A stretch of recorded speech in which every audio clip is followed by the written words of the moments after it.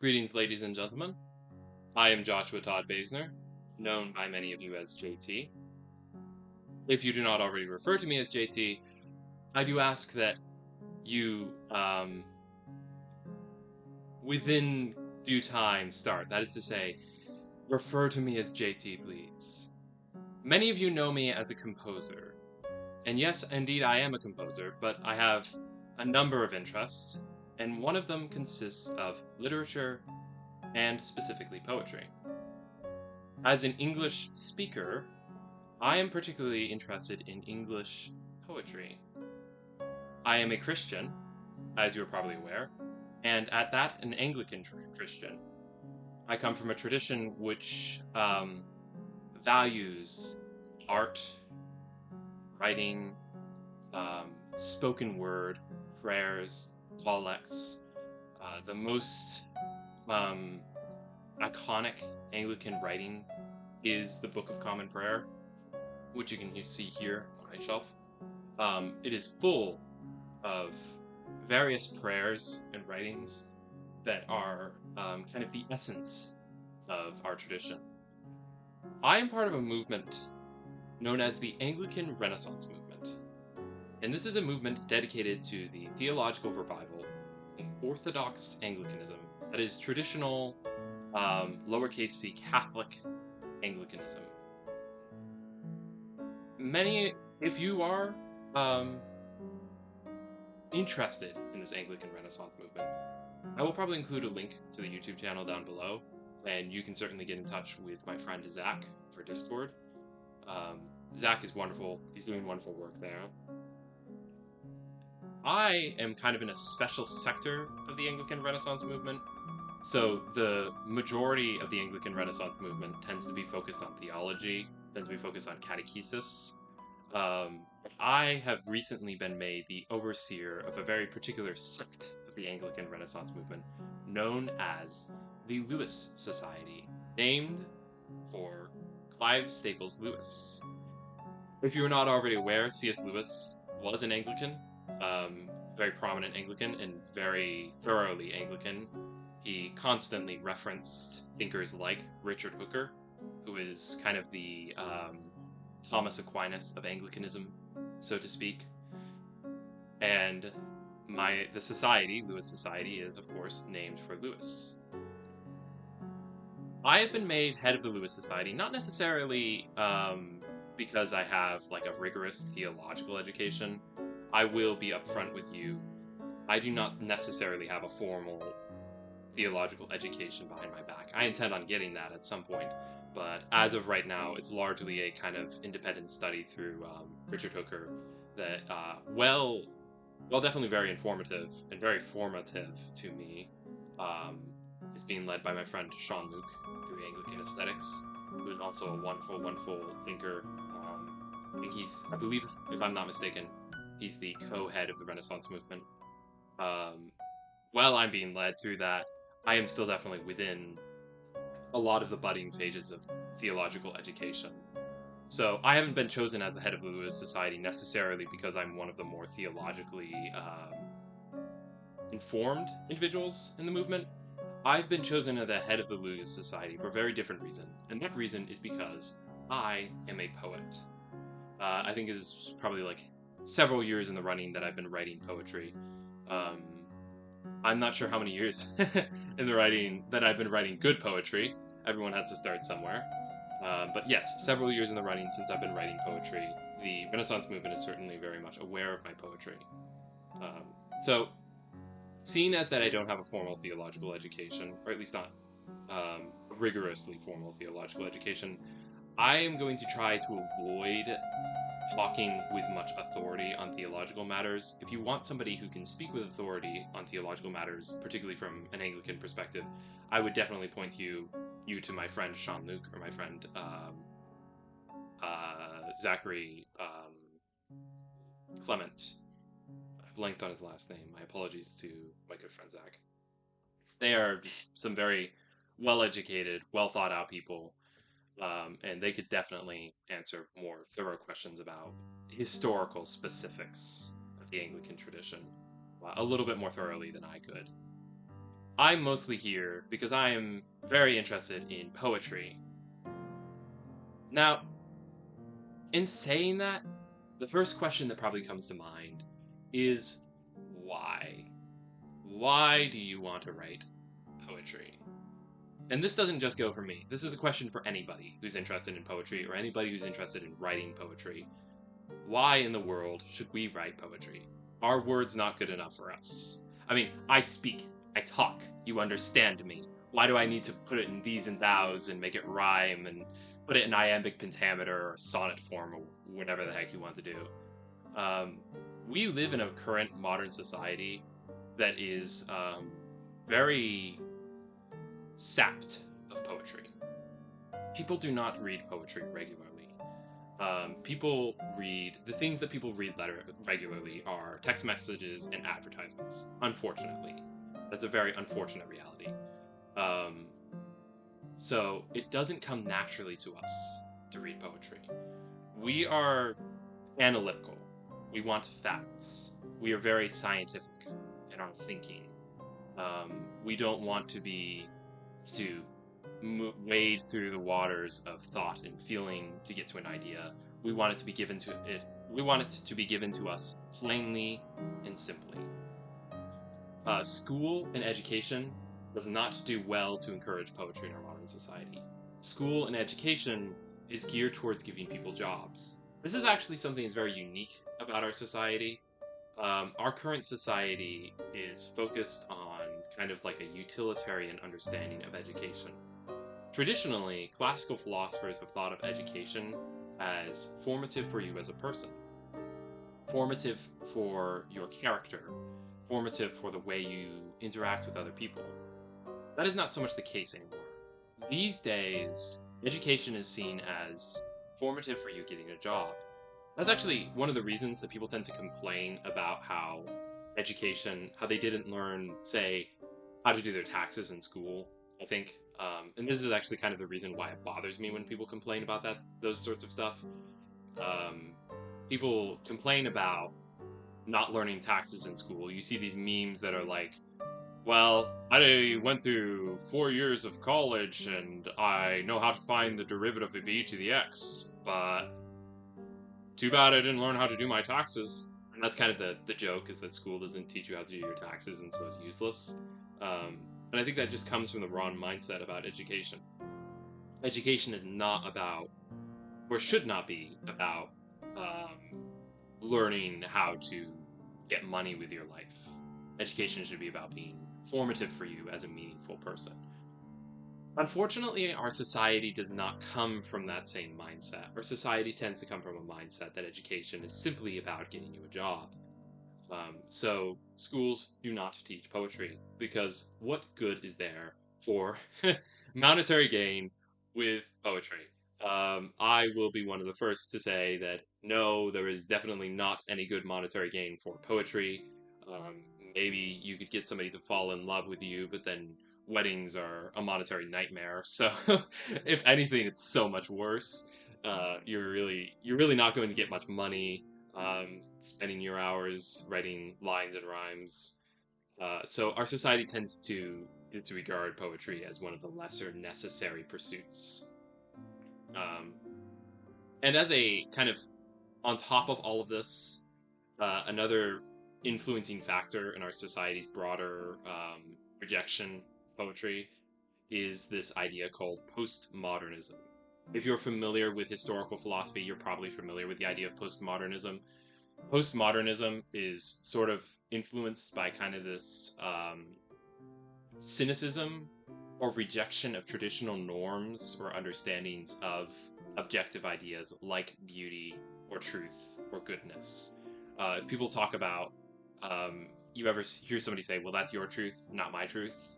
Or hear somebody say something like, well, that's beautiful to you, not beautiful to me. That could be coming from a perspective of postmodernism. Postmodernism is a very recent idea. It's very unique to our society. But it has implications when it comes to aesthetics. Traditionally, people have thought of beauty as something very objective. Sure, there are some wrinkles when it comes to, like, subjective experience with beauty, because of course beauty requires a subject to experience it. But as a large, beauty is like, if something is beautiful, it is objectively beautiful.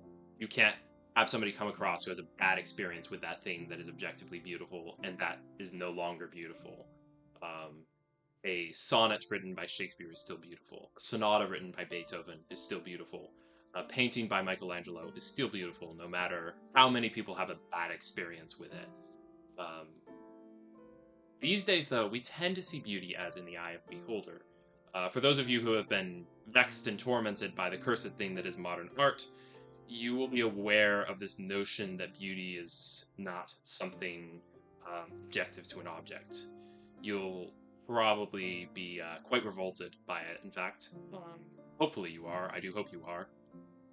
Modern art kind of exists as a sort of boil off from that notion that beauty is not something essential to us as humans and is not something objective outside of us. All of these kind of, these three, I would say these are kind of like three prongs of the devil's pitchfork in our society that lead to a wider cynicism of and rejection of poetry. The first being that our society is largely more logical and more, in terms of facts, we want facts. We think of humans as very logical. The second being that our education is geared towards getting a job and not towards enjoying words or getting married, Lord forbid. And the third being this idea of postmodernism, this notion that beauty is not something objective. In a broader, more mainstream society, as a footnote on that, and this will become important in a moment, I think the predominant idea is not necessarily that there are no objectives, although that's certainly an idea, it's certainly a driving thought. Usually what you'll encounter is people saying that beauty is not an objective, truth or science is objective. So you tend to run into this idea called scientific naturalism, which is that the only thing that teaches honestly or objectively is science. And so things like poetry, things like art and music, yes, they're nice, they're pretty, but they won't help us progress as a society and as a race, so they are not necessary. And one of the common conclusions, common kind of presuppositions behind the scientific naturalist idea is that humans are purely logical creatures. And that's very important.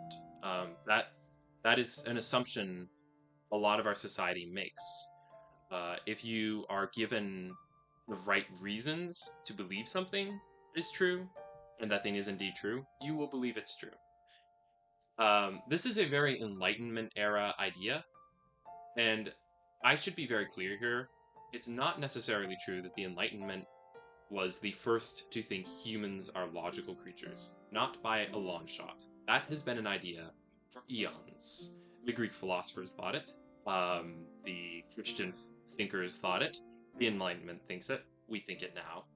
The kind of unique quality of the Enlightenment is to think that we are logical creatures, and that's sort of like essential to humans. It's unhooked or unanchored by any kind of pull of emotion or feeling. So at our base, at our core, we're like a blank slate, really. If you were to raise a baby in a society that gives them only truth, the baby will naturally conclude truth. All this considered, poetry seems very useless. Poetry seems useless because it doesn't rely on logic. Poetry relies on feeling as well as logic. I would certainly not say that poetry is purely feeling, no logic, it's all emotion.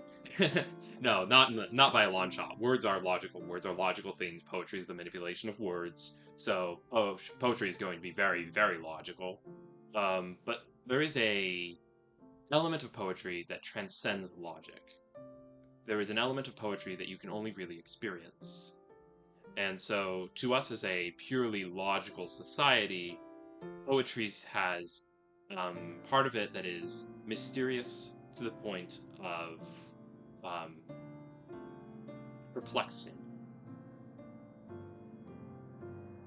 The reason I would like to give here today, why this is this kind of unique character to our society that we don't like poetry, is very fallacious and very concerning, is similarly three-pronged. Firstly, postmodernism and this kind of adjacent idea of scientific naturalism, these are not good ideas for us as humans. Um, this alienation of beauty is very harmful to the human race. Humans feed on beauty. We hunger for beauty. We desire it really in everything we see.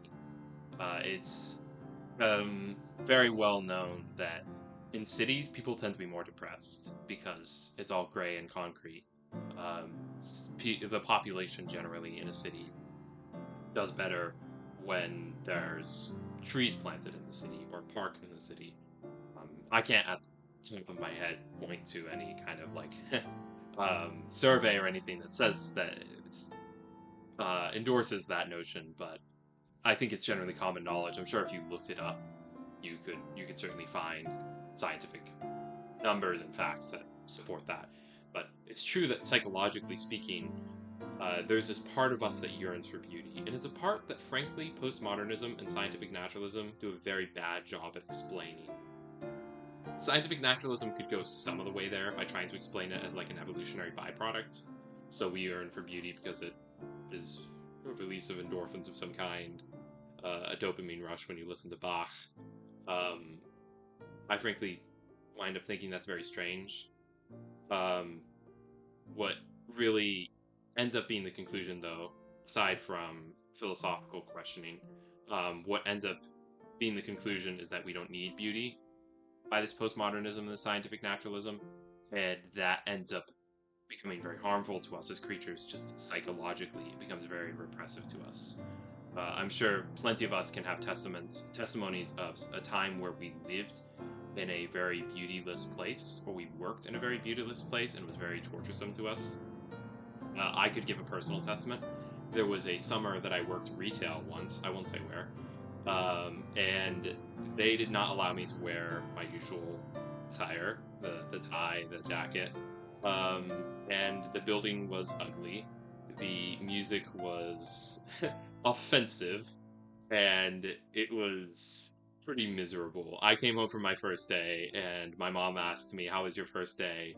And my response was simply, "It was purgatory." And indeed it was purgatory, because there was no beauty. It was stripped of beauty. And we really can't, we're not made to live a life like that. So we are creatures made for beauty. Another point that's kind of calls into question our modern society's rejection of poetry is the fact that it's very unique to our modern society. So, historically, look all over the world. I'm not just looking at Anglican society throughout history. Look at the broader Western society. Look at Eastern society. Look at Native American society. Poetry is kind of everywhere. And that's very astonishing. You find haikus in Japan. You find sonnets in England. You find Petrarchan sonnets in Italy. You find psalms in the ancient Near East. Poetry is all over the place. And I think that's very telling about us as humans. When we do things, we want to make them beautiful. And this plays back into the point I just made about us naturally hungering for beauty. It's almost like we enjoy being superfluous. We enjoy not just making homes, we enjoy making mansions. Nobody wants to live in a shack. Somebody wants to if you want to live in a small home, you don't say you want to live in a shack, you say you want to live in a cottage. If you want to live in a big home, you don't say I want to live in a warehouse. You would say I want to live in a mansion. Or if you're like me and you have a particular love for Disney movies that are based after Grimm fairy tales, you say, guys, I want a castle. That's my unique quirk. But regardless of whether it's a castle or a cottage, we still want homes that are beautiful. We want I would say we want attire that's beautiful, although that's not necessarily always something that people emphasize. I'm sure plenty of us enjoy wearing nice clothes. Um, we enjoy driving cars that are beautiful. Why shouldn't our language also be beautiful? And frankly, I think that's a logical deduction, a very simple logical deduction. We enjoy having everything be beautiful. Why shouldn't our language be beautiful? That much of history, in fact, I would say all of history, has understood up until now. And our society, very recently, seems to be missing out on. Um, I could go into a deeper rabbit trail argument. Maybe one day I will, about the nature of beauty. Beauty is really it's a startling that it's there from a purely naturalistic perspective. Um, it makes sense to understand the presence of our appreciation of beauty as the fingerprint of something or someone beyond us. I think that's a very reasonable approach to the idea of beauty. Um, and you would imagine that I do think that is a very reasonable approach for some very obvious reasons. Um, and I do not blame anybody who, by the mere existence of beauty alone, believes in God. I think that's very reasonable. We as humans are very unique creatures. We wear clothing, we live in houses, we have languages. These are all things that none of the animal kingdom shares with us.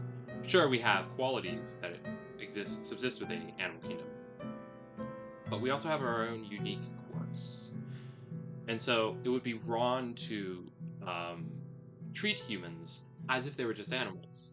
That is kind of the definition of wrong. Why should we treat our words as if they're the words of mere animals?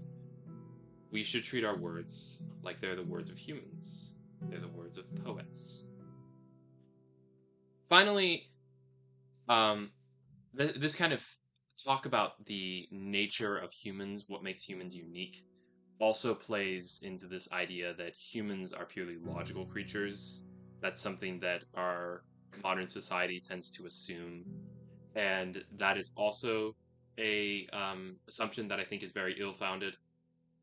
People are naturally very emotional.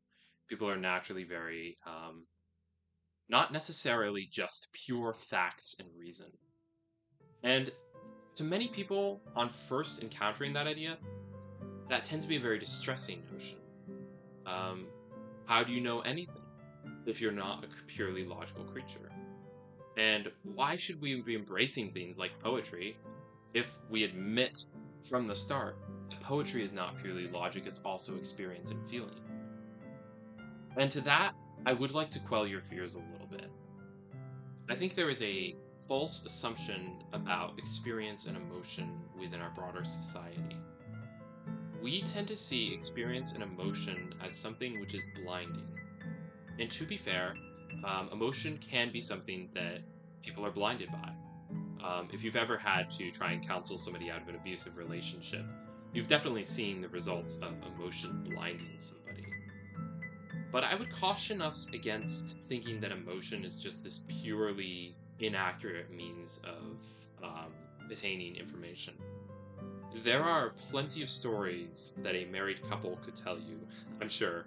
If there was a happy married couple, there were probably plenty of stories where the wife, as women are generally more emotionally intelligent, was able to feel something emotionally that the husband couldn't feel, and for that reason, ended up kind of foreseeing something that the husband couldn't foresee. And however that turned out is for better or for worse. It depends on how much the husband was willing to listen to his wife. Good advice, by the way, for all you gentlemen. If at first you don't succeed, try it the way your wife told you to do it. Generally, pretty decent advice. But just those many accounts you will have of somebody who is emotionally intelligent being able to foresee something that others could not see. I think that should give us pause in thinking that emotion is something purely illogical. Emotion is a response to stimuli, and it is a natural response, much like many of our five senses. I would, I would um, caution you to consider emotion as a sense. Uh, what is what says that it can't be? Emotion is a response to stimuli. Emotion is how you tell the interaction of your heart with the outside world. Sometimes it's confusing, sometimes it's mixed, but that's not to, just like our senses are sometimes confusing and mixed. Your eyes could be telling you something different than your ears do, and that's dizzying. That's actually literally the definition of what causes you to be dizzy. The same thing could happen with emotion. I'm not saying that emotion is a purely perfect way of understanding your reality and your world. But I would say it's actually much more of a reasonable way and in a logical way than we give it credence for. There's that. There's that word again. Logical. Isn't that interesting? And this kind of leads me into my positive case for poetry, because poetry is actually a really good way of understanding your emotions and understanding your experiences. Um, I've frankly not been able to process anything I've gone through without first putting it to either music or poetry. And those are both forms of putting my feelings out onto something, um, as well as my thoughts and logic and reason.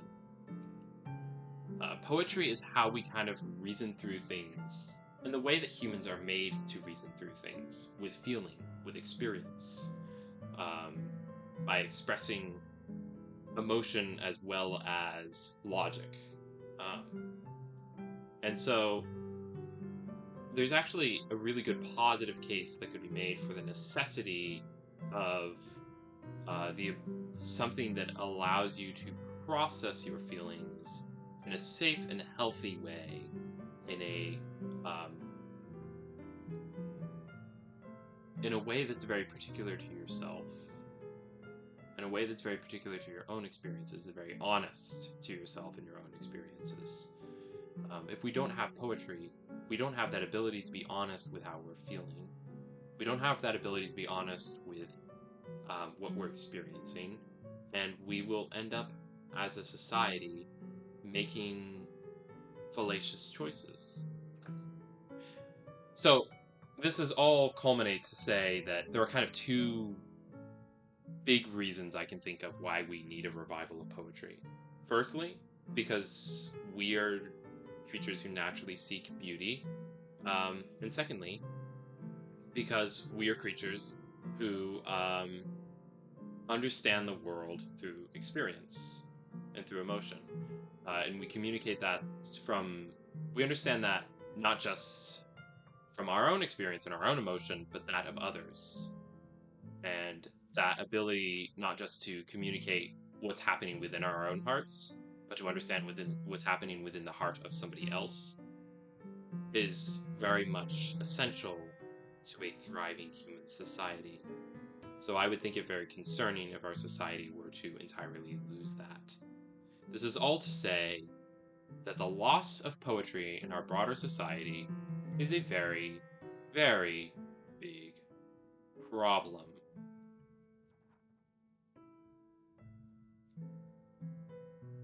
Now, when you say something is a problem, of course, the first question that should come to your mind, I hope is coming to your mind, is how in the world do we fix this problem? I think there is a very simple solution. It is to get people to write poetry and to teach poetry. It is to get people to think of beauty as something essential to us as creatures and not just a superfluous ornament that is perfectly unessential. Now, that is certainly something that I would not be the last to say is easier said than done. Trying to get people into something that they consider to be completely superfluous and unessential is certainly a Sisyphean endeavor. But for those who are hoping to write poetry, I would like, perhaps, if I could offer some advice, or some, at least get you in the right mindset. And at the end of this video, one of my hopes is to offer maybe a proposal for an initiative that we could engage that could help whet your appetite for poetry and art. So these are kind of, on the way there, these are kind of two mindsets that I think we need to be aware of and we need to avoid when it comes to writing poetry. And these two mindsets correlate to what I consider to be two parts of poetry. In a sense, we can understand poetry almost sacramentally. A sacrament is a visible sign of a received grace. In a similar sense, poetry is a visible kind of usage of words of something experiential or logical, something extra physical. And so maybe what I mean by that will be unpacked a little bit more clearly as I go on. But I tend to think of poetry as bipartite. There is the usage of the words. There's the more analytical sense of how the poet uses words, what the poet does with those words. Does this word reoccur at the end of the poem? What's the rhyming scheme? What's the meter? Who's a what it that the poet does to say how's a what it? But there's also another part to poetry. There's that dual nature to it, that bipartite. The second part is the feeling, experience, and thoughts, the logic that is given rise to, and the experience that is given rise to, and the emotions that are kind of like a boil off from that experience, or a kind of alarm bell of that experience, so to speak. And we need to acknowledge this bipartite quality of poetry if we're going to write poetry that is meaningful, poetry that is good, and poetry that is meaningful. So kind of the two mindsets that we need to avoid, and that I would caution young poets against, are firstly, what I would call hyper-romanticism. What is hyper-romanticism? Hyper-romanticism is kind of this mindset that good poetry just kind of comes to you in a burst of inspiration. That you will like sit outside long enough, sit in a state of meditation long enough that suddenly you'll have this burst and you'll start writing amazing lines that will put Keats to shame, that just stun the masses and bring tears to everyone's eyes. And this is a mindset that I would caution you against. The kind of source of this historically is within the Romantic era. You could pen that, and in a sense, I actually would consider myself kind of romantic in the way I go about poetry. What I would not caution you against is enjoying that burst of inspiration. That burst of inspiration is definitely something to be harnessed. If you have a thought or a feeling or an experience that is impactful to you, by all means, bring that to poetry. If it's 12 o'clock at night and you step outside and you hear a bird singing in the dark and it's really powerful and meaningful to you, by all means, go inside and write poetry. Sleep can wait. Poetry comes first. That's my rule. That might not be so advantageous of a rule for other people, but that tends to be my rule, whether for better or for worse. So, a burst of inspiration is not necessarily something to be scoffed at. What I think we do need to be careful of, though, is this mindset that the burst of inspiration is all that you need for good poetry. The Romantics, I love a lot of Romantic era poetry. In fact, I have a book by John Keats behind my head back there. It was a gift from a friend a while back. And it is full of some gorgeous, gorgeous poetry. And I think the reason, I would suspect, this is my suspicion, the reason that the Romantics, while having a strange mindset about poetry, were able to write genuinely good poetry is because it was still, in their time, widely known how to write good poetry, so that was just kind of assumed. I'm not entirely sure. I don't want to speak with a terrible amount of authority on that matter. Um, but even while they wrote good poetry, there are times where the romantics seem very unclear. It's kind of hard to tell exactly what they're talking about.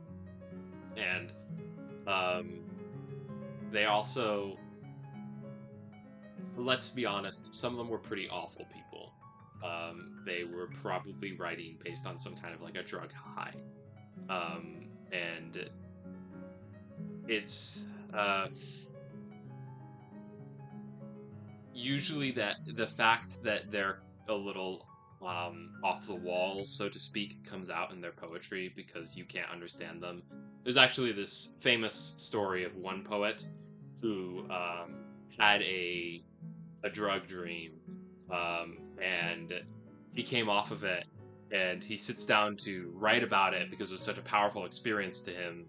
And while writing about it, he gets a knock on the door, and he goes to answer the door, and he talks to the guy at the door for a while, and then he comes back to his poem and realizes that he doesn't remember the dream that he has, so he can't finish his poem.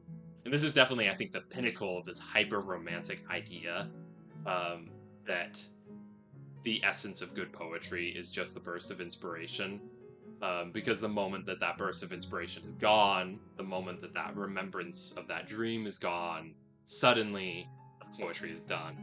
I Oh gosh, I'm so sorry. I am blanking for the moment on the poet's name and on the exact poem. I will definitely include that down in the comment section though, because it's honestly, um, frankly, it's kind of a funny story.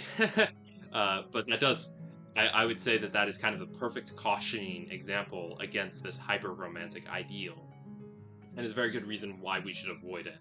And oftentimes, unfortunately, I will be honest, when this hyper romantic ideal is employed, especially in a society like ours that doesn't predominantly educate on poetry, what you end up with is what is often referred to as bad poetry. This is a reason why a lot of pop music, I would say, is, as some might say, cringeworthy. Because it's not written by somebody who knows how to use good language, it's written by somebody who writes bad poetry. There are certainly some pop singers who do better than others. I won't get into the weeds of which pop singers I like and which I don't like, partly because I just frankly don't listen to pop music that much. But it's certainly the case that, unfortunately, with our mindset of having a burst of inspiration, you'll have pop singers who have one hit wonders. And the reason they have one hit wonders is because they just happen to stumble upon a good line of poetry for like 5 minutes and then they move on.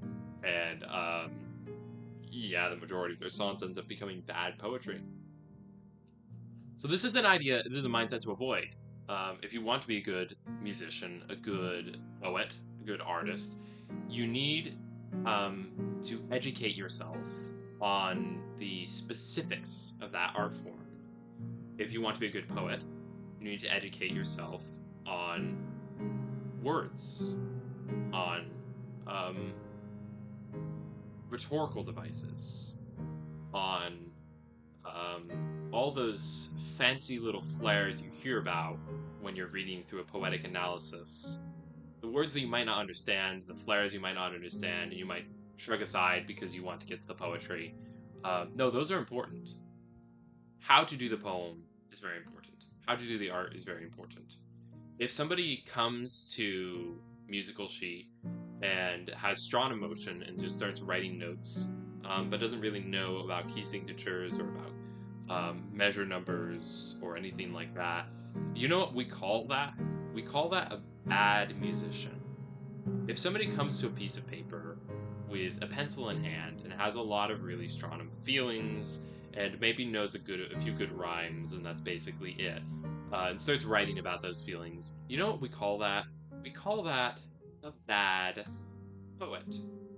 So educating yourself on how to write good poetry is absolutely essential. It's a little bit, I think of it like sharpening a sword. You can't just have a good swordsman who's wielding a clumsy sword. You need to have a good swordsman wielding a good sword. In a similar sense, you can't just have an inspired poet who's wielding a clumsy pen. You need an inspired poet who has a mind and a pen well trained to write powerful and impactful poetry. Among these two mindsets, though, I've only just covered the first of the two mindsets you need to avoid. There is a second, and this is the mindset of what I would like to call hyper-analyticism.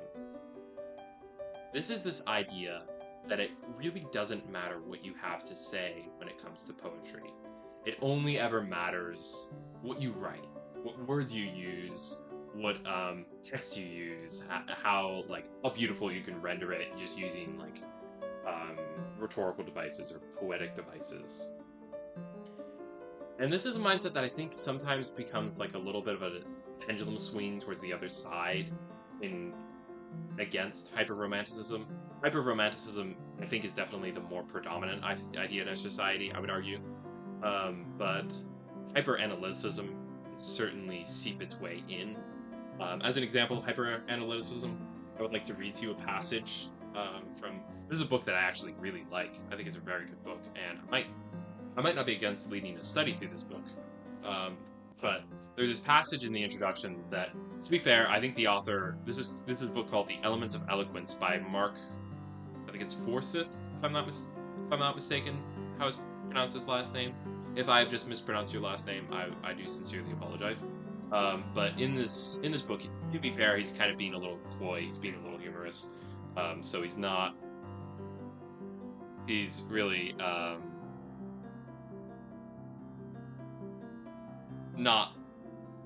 maybe not being necessarily saying these things as universal ideals. But he goes on he has this interesting sentence here. He says, English teaching at school is unfortunately obsessed with what a poet thought, as though that were of any interest to anyone. Rather than being taught about how a poem is phrased, school children are asked to write essays on what William Blake thought about the tiger, despite the fact that William Blake was a nutjob whose opinions in a civilized society would be of no interest to anybody apart from his parole officer. A poet is not somebody who has great thoughts. That is the menial duty of a philosopher. A poet is somebody who expresses his thoughts, however commonplace they may be, exquisitely. That is the one and only difference between the poet and everybody else. So I hope you can see in that sentence kind of how the conception of poetry by this hyper-analytical mindset, is purely just eloquence in verse, exquisite verse, something kind of, again, superfluous, beautiful, that has a pretty flair to it. And while it's Forsyth is making a very good point here. I'm not going to try and just say that he's completely wrong, he's completely off the rails. No, he's definitely responding to a very genuine concern of hyper-romanticism within our broader society. And when it comes to his goal in that book, he's trying to train eloquence. He's not necessarily trying to train thinking well about your poetry. So more power to him in training eloquence. But in general, I would caution against this notion that if you're going to write powerful or good poetry, it only ever needs to be something that's worded well. You don't really need to care about what the ideas are behind that poetry. Ideas are important. We use words to communicate ideas. That's what we do naturally as humans. That's really why we write poetry, is because we want to communicate something. We want to communicate something in a way that humans naturally experience it, not as pure fact, because humans don't experience things as pure facts, as we've already established, but as experience, as feeling, as desire, as fear, as hope, as faith, as love. Poetry is what helps us do that. And so it is phenomenally important for good poetry, if we're going to have a society that thrives on poetry, to be thoughtful, to have deep thoughts, not just to be pretty or interesting. You can find plenty of pretty things that people say all over the place. You can find pretty things that people say on the bottom of a soup can. But the place that you'll find impactful things that people say, you'll find things that are genuinely meaningful and genuinely advantageous to you as a person, that should be reserved for poetry. And poetry should be reserved for that.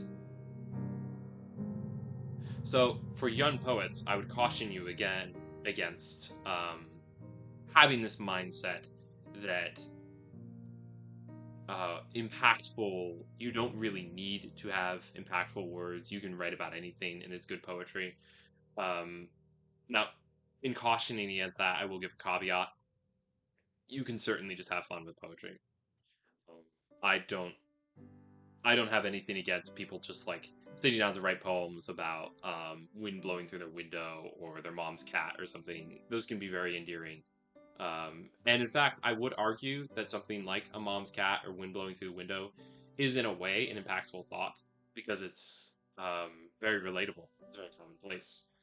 So in some way, sitting down to write poetry about something that's just kind of meaningful to you, even if it's not really so meaningful to anybody else, or if it's just kind of commonplace, is a means of beautifying that which is commonplace. And that itself is a very impactful thing to think about. That is a very powerful thing to think about, and it's a very powerful thing to do. So by all means, write poetry about things that are commonplace if you must. For a literature class a while back, I had this wonderful story. If any of you are aware of Gilbert Keith Chesterton, you'll probably get the inside joke that I'm making here. I had a literature class where we actually read through 4th Synth's book. It was a few years ago now. Probably one of the best classes I've ever taken, frankly.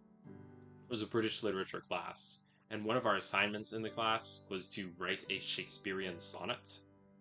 And I got my whole class, almost my whole class, I developed a conspiracy. I led a conspiracy to all write sonnets about cheese. And so I wrote a whole sonnet about cheese. The conclusion was something like, if we be fools to lift such praise above, then let us be fools with cheese in love. And it was beautiful. It was gorgeous. It was absolutely gorgeous. And that was for the sake of humor. That wasn't like an impactful thought. I've definitely written some impactful sonnets before, I'm sure. Hope. But unless if you're particularly interested in cheese, which I guess I am because I'm part Italian, then cheese is probably not as interesting of a thought as love or God or life or joy. It's probably like on one of the lower runs of Jacob's Ladder. But it was hilarious. My teacher loved it. The students had good fun with it. And to some degree, I think that's meaningful. I think people having fun, people enjoying things for the sake of humor, I think is definitely similar to these grandiose notions of beauty and love and hope ranks alongside them as something important, something we should idealize. And so, by all means, I encourage you to write fun poetry in hopes of writing impactful poetry. That is a wonderful way of embracing the gift of poetry that you were given. It is all along remembering to avoid that extreme of the hyper-romanticism, as well as the hyper-analyticism. That is what will keep be kind of like your guardrail down the straight and narrow path of good, meaningful poetry. Now, what if you don't do that? What if you do just write pretty words? Sure, you might write something eloquent, but will it be something that future generations can look back on and learn from? Either smile at, weep at? I don't think so. What if you go the other extreme? What if you just write things that are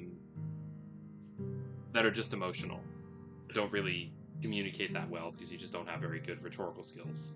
What about that? There's another question for you.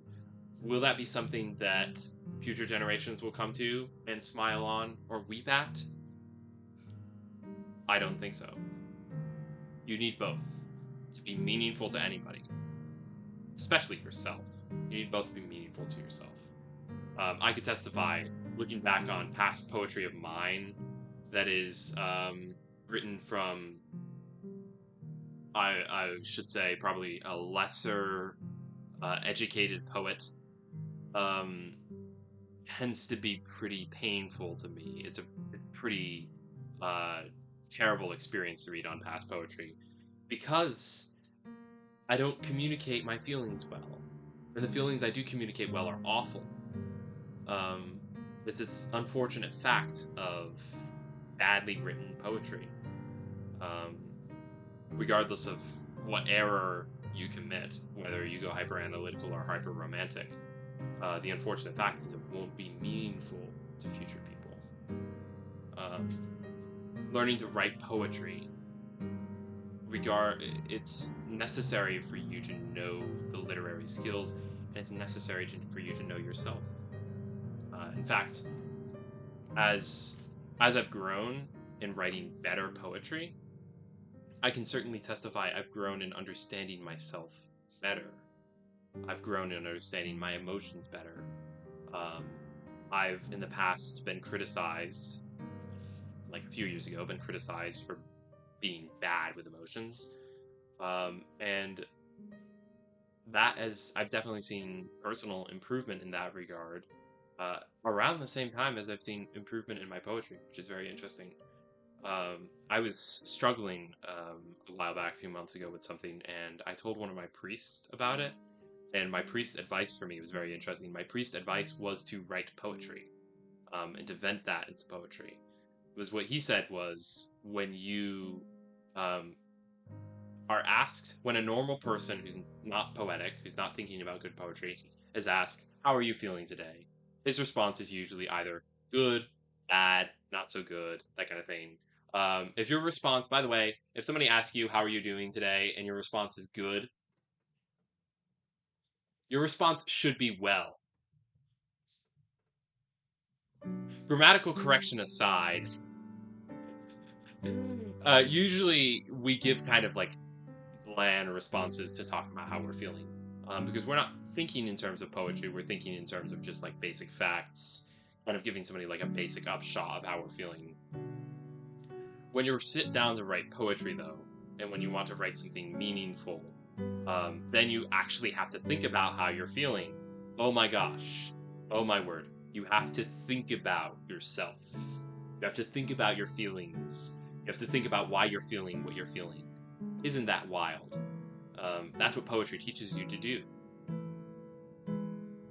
I've often found at times when I'm writing poetry and it's not feeling right, it's not feeling like good poetry, I've not properly considered how I'm feeling. And I've not properly understood the complexities of what is within me. And so I need to set the pen down for a moment and think, why am I feeling this way? I might be writing poetry that's talking about me being happy. Am I actually happy? Maybe the feelings are more complicated than that. And that's where almost like a emotional intelligence as well as a logical intelligence is necessary for writing poetry. It requires, to write good poetry requires a very particular kind of person. But it would be a lie to think that just because you are not currently that kind of person, you cannot grow into that kind of person. I dare not tell people such things. Again, my own personal testimony of learning to write good poetry has been growing emotionally. I would say the same thing about learning to write good music, or learning just to write good writing in general. Learning to write impactful stories has been a process of learning to be a more self-aware person, learning to be more aware of those around me, learning sympathy, learning virtue. And so poetry really, in a sense, does have a very powerful utilitarian value.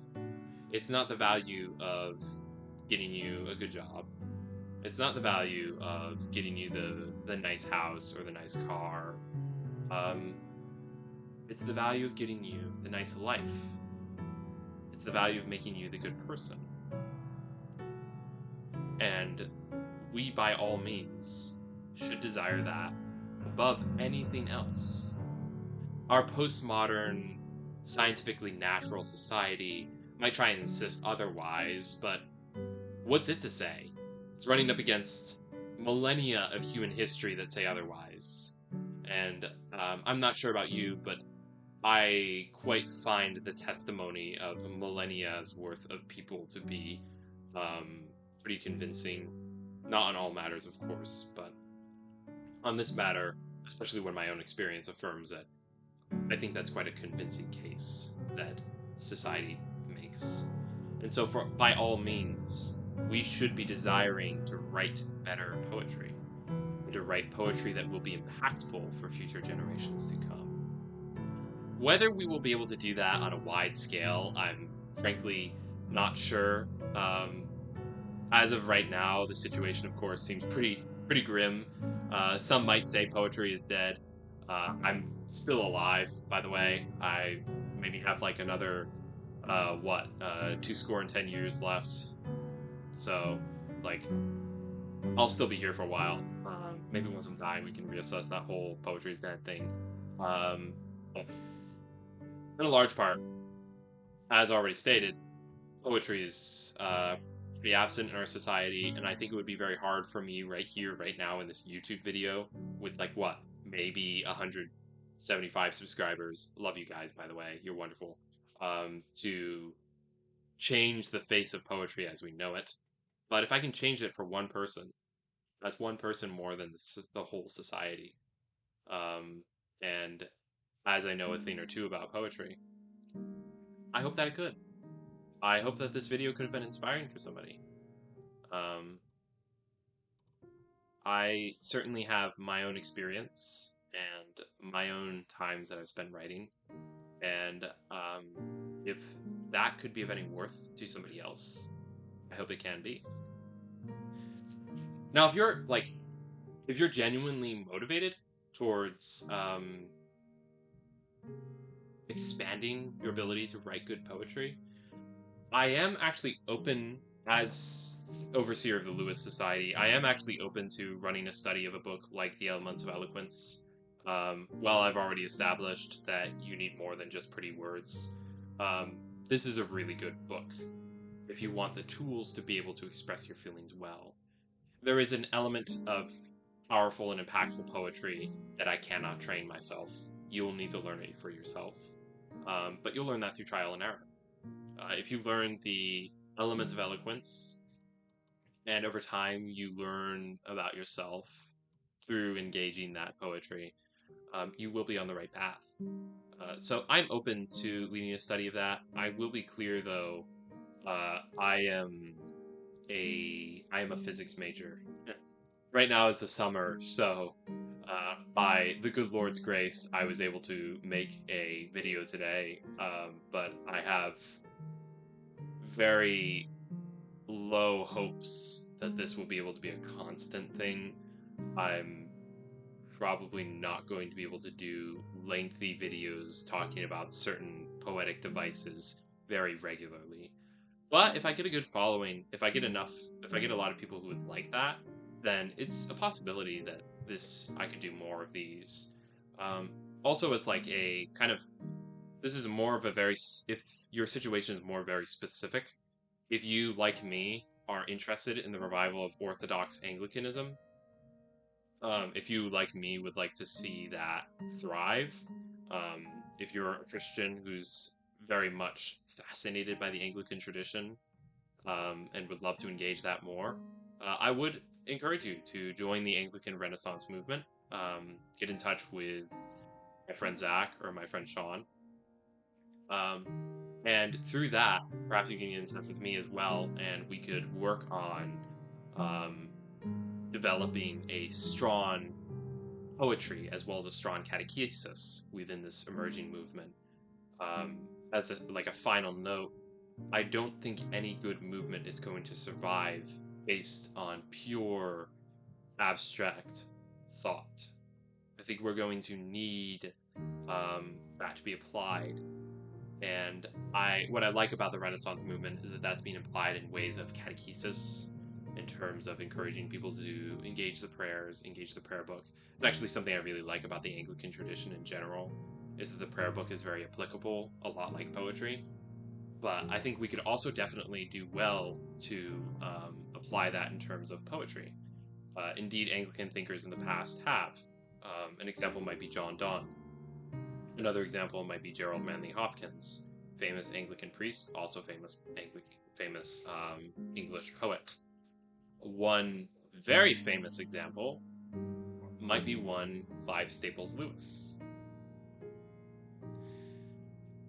We come from a rich tradition of poetry, and so if you are motivated by the revival of Orthodox Anglicanism, by all means, join the endeavor and join the Lewis Society, and perhaps we could work on developing a rigorous poetic world. I think, as like another note on that matter, I think it might be a possibility that I would have almost like a poetry competition. I don't want to call it a competition, but we all together write poetry based on a certain literary or a certain rhetorical device. Because what this book does is it goes through different rhetorical devices, and we could all write poetry based on a certain rhetorical device and just kind of share our poems. And there would be meaningful poems. There would be things that you've written about something that you're experiencing or something that you've seen. I think that's a possibility. Again, it really depends on how much time I have. Regardless of who you are, or what mindset you're coming from, I hope that I might have been able to serve you in some degree today. I'm aware that I might have rambled a little bit. I have not rigorously scripted this video. In fact, the script consists of some graph paper on which I have written with purple marker. So that gives you some idea of how haphazard this is today. But I hope that through the ramblings, which frankly, rambling is the opposite of poetry, but here we are, through the ramblings, you might have been able to learn something valuable, and you yourself might have been encouraged in your endeavors to write poetry. As you carry on in that endeavor, I give you the best of wishes, and I hope that today and all days afterwards are to you very pleasant and very blessed.